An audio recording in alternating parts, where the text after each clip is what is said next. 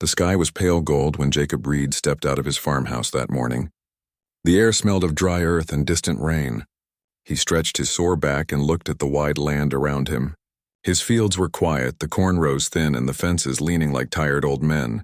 It had been another long summer, and Jacob had learned to speak only to his animals because there was no one else around to listen. He was not always alone. Once, many years ago, he had a wife named Mary. She had soft brown hair and a gentle smile that could calm any storm inside him. But Mary had died young, and since then Jacob's life had become a rhythm of silence. Work, eat, sleep, and repeat. There were no children, no laughter, no reason to hurry home. The table inside always had only one plate, one cup, one chair that mattered. He didn't hate his life, but he didn't love it either. It simply went on day after day under the same wide, lonely sky. One evening, as the sun sank behind the hills, Jacob was stacking hay in the barn.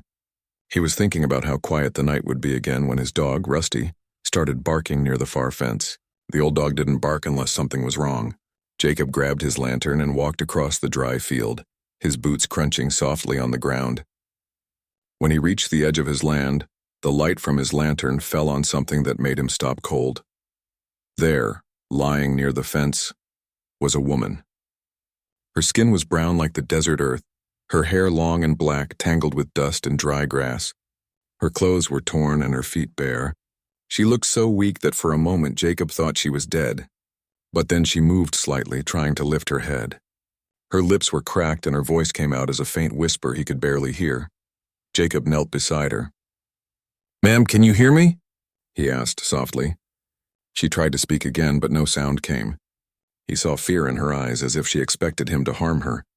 Instead, Jacob took off his coat and covered her with it. "Don't worry," he said in a calm voice. "You're safe. I'm going to take you inside." He picked her up gently, surprised by how light she was, and carried her back to his farmhouse. Inside, he placed her on his small bed near the fire. He fetched water from the bucket, lifted her head, and helped her drink slowly. Then he cooked a bit of broth and offered her a spoonful. She swallowed weakly, her eyes half closed. "You rest," he said softly. "I'll take care of you." The woman whispered one word before drifting into sleep. It sounded like Noya. Jacob sat by the fire for a long time that night, watching her sleep. She looked no older than 25, maybe younger. Her hands were calloused, her arms thin, and there were faint marks on her wrists that looked like they once held ropes or chains. Jacob's heart tightened at the sight. He didn't know what had happened to her, but he knew she had suffered. Outside, the wind howled softly across the empty fields. But inside the house, for the first time in years, there was someone breathing beside him. The next morning, the woman opened her eyes and looked around, frightened. Jacob was sitting near the stove, stirring something in a pot. "Morning," he said kindly. "You're safe here. My name's Jacob." She blinked, confused, then pointed to herself and said, "Noya." He nodded. "All right, Noya. You can stay here till you're better." He offered her a bowl of soup, and though she hesitated, hunger won. She ate slowly, still watching him like a cornered animal. Jacob didn't ask questions. He could tell she didn't trust easily, and he respected that. Over the next few days, he helped her regain strength. She began to move around the house, helping sweep the floor or carry wood. She didn't speak much English, but she understood kindness. She would smile sometimes, and that smile, faint but real, filled Jacob's heart with warmth he hadn't felt in years. Jacob worked the fields during the day, and Noya often followed quietly, handing him tools or feeding the chickens. Sometimes she would hum soft songs in her own language, sad and beautiful. When the wind carried her voice across the land, even the fields seemed to listen. Jacob found himself listening too.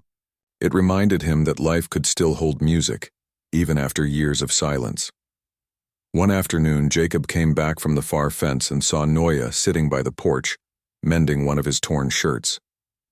She was focused, her hands moving carefully. He watched her for a moment, then said, "You don't have to do that." She looked up and smiled a little. "I want to help," she said in broken English. Jacob nodded, his throat tight. "All right then. I'm mighty grateful." He walked away, pretending to check the tools, but in truth he just didn't want her to see the tears forming in his eyes. He hadn't realized how long it had been since someone cared enough to do something for him. Even something as simple as sewing a shirt made him feel alive again. That evening, they ate together by the fire. It was the first time he had shared a meal with someone in years.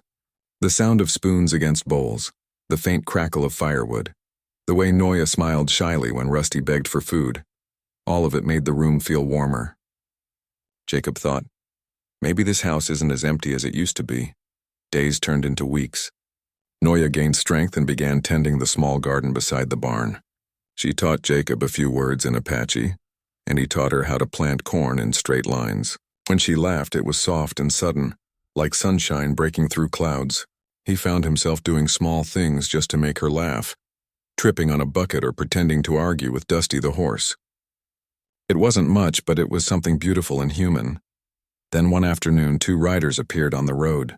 They wore rough coats and carried rifles. Jacob stopped his plowing as they rode up.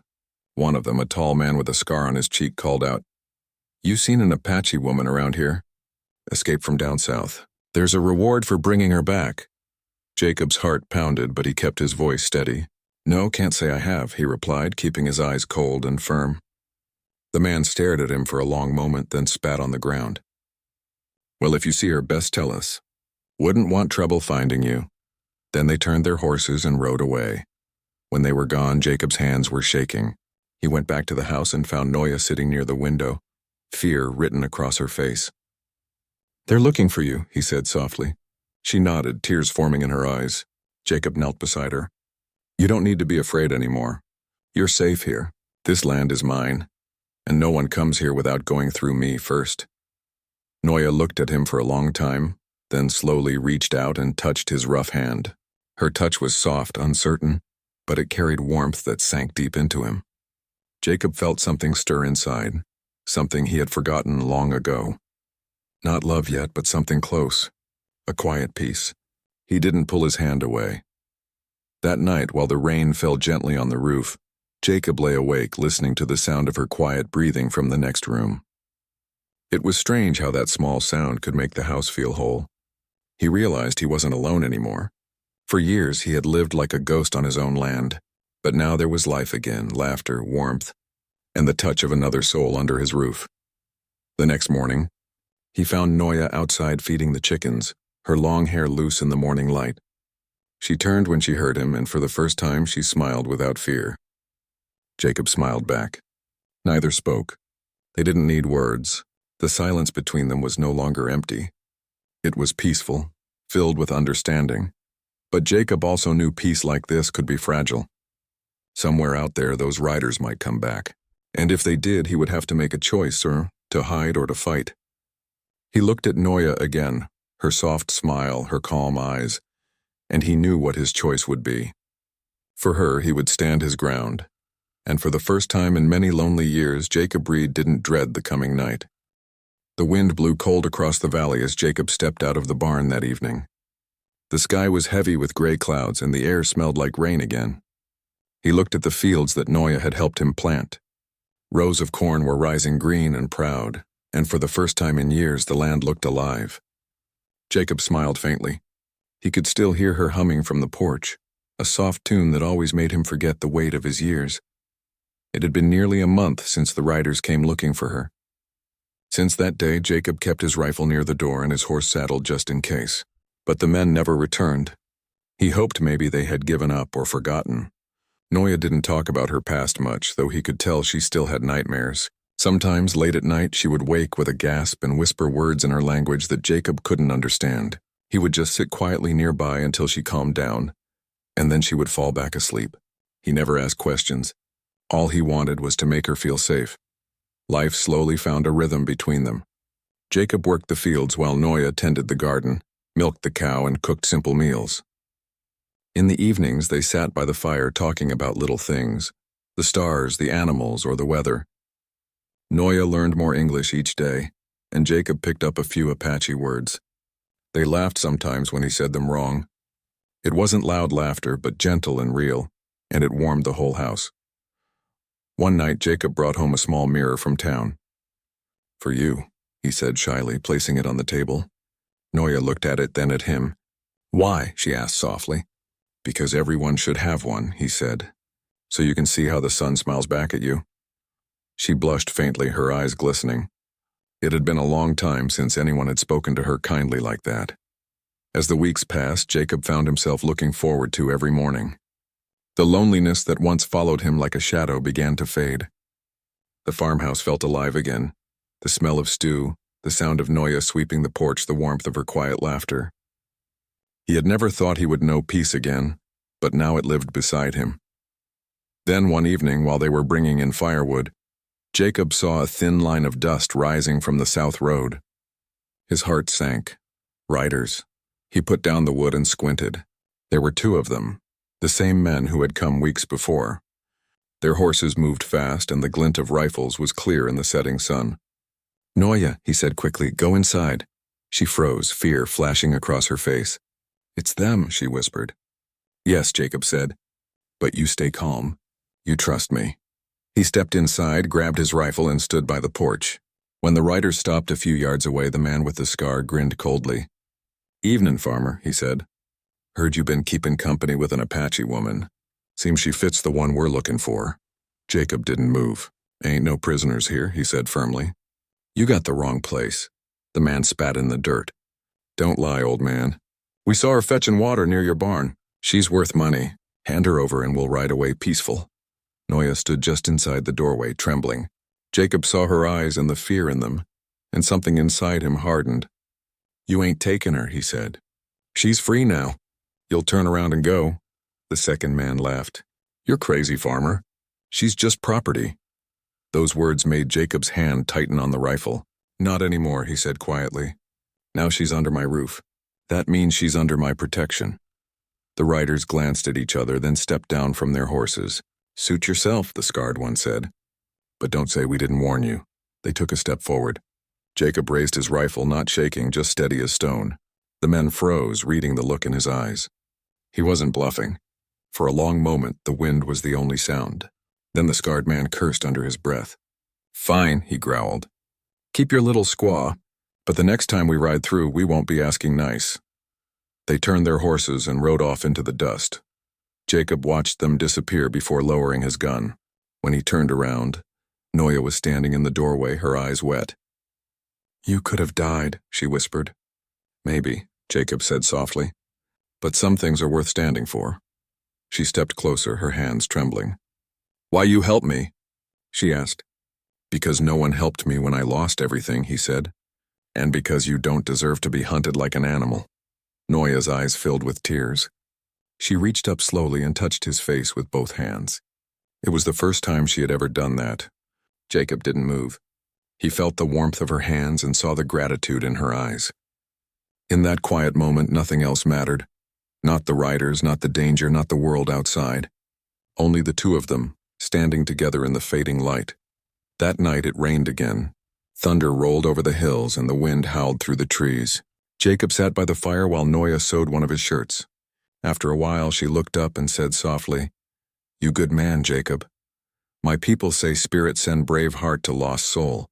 Maybe you that spirit," he smiled shyly. "I don't know about spirits.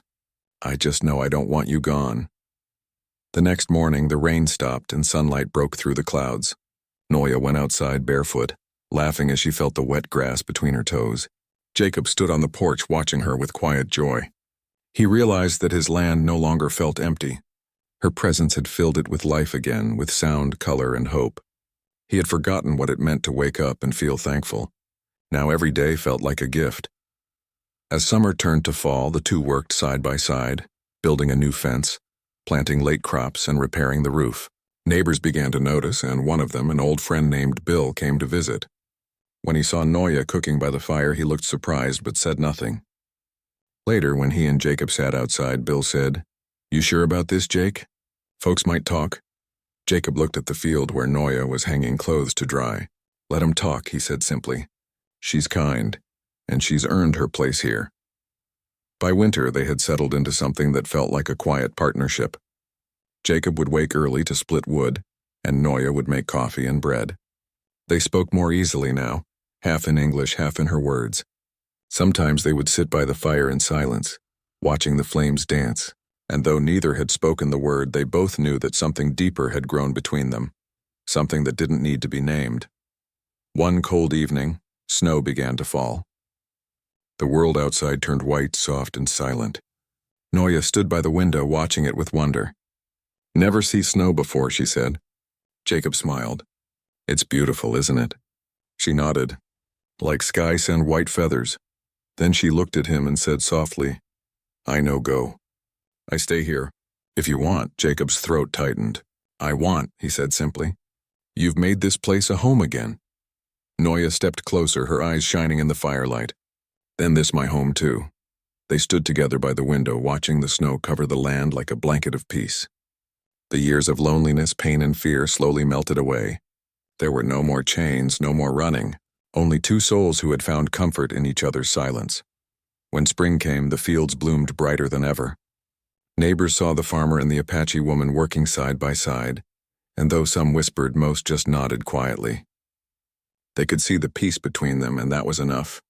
The world outside still carried its troubles, but on that small patch of land there was harmony. Jacob often said later that the day he found Noya lying in the dirt was the day he found life again.